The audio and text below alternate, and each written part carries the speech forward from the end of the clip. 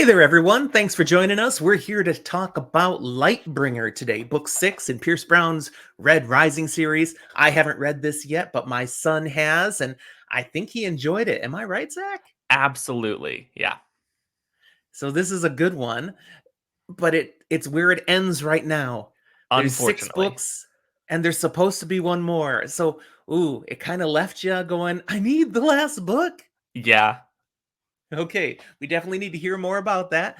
Those of you that are with us here, thanks for being here. We're Fantasy for the Ages, a father and son who talk about fantasy, science fiction, and other nerdy stuff we enjoy. Today, solidly science fiction.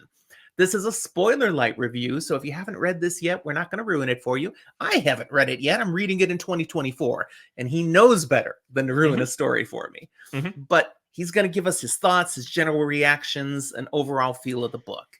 So, Zach, thoughts, general reactions, and overall feel? I'm going to start by saying, you know how when we talk about like Sanderson, Cosmere, Stormlight Archive, we say fuck my wash?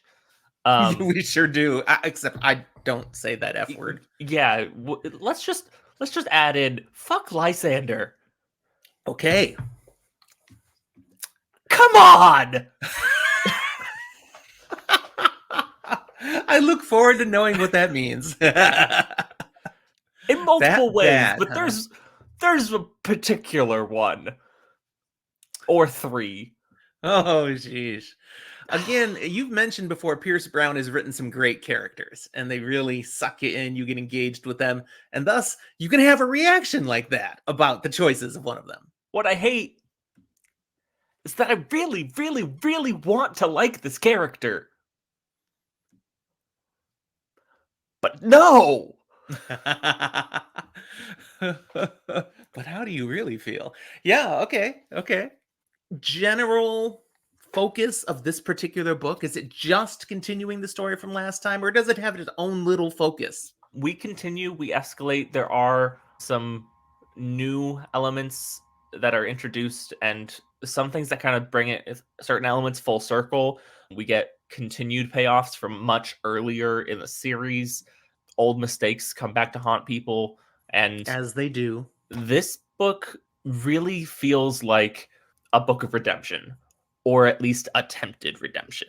There are a Okay. lot of characters that grow and return from having made mistakes or choosing sides that maybe they shouldn't have. And there's a very hopeful outlook.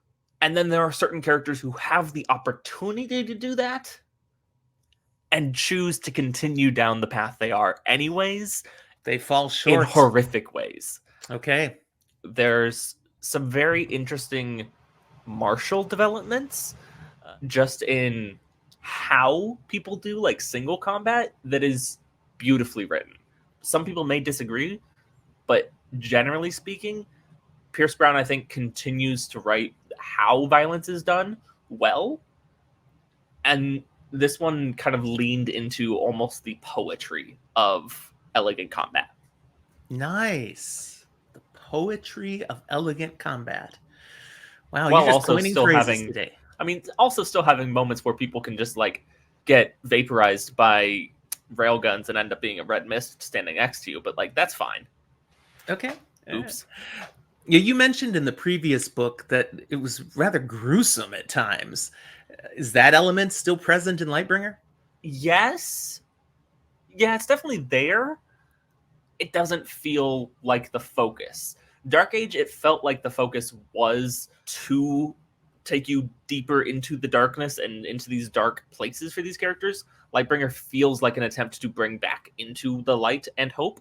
To bring the light, And so, yes. yeah, there are these gruesome things, but it's not the ends for most of it. I've heard some people refer to this as grimdark in space. Do you agree with that? Is this a I grimdark science fiction series? I think that's fair just because of the weight of some of the context. Hmm. And I've just said this before, it's less the physical icky or violent, though that is there, and more that emotional brutality of the actions. Okay.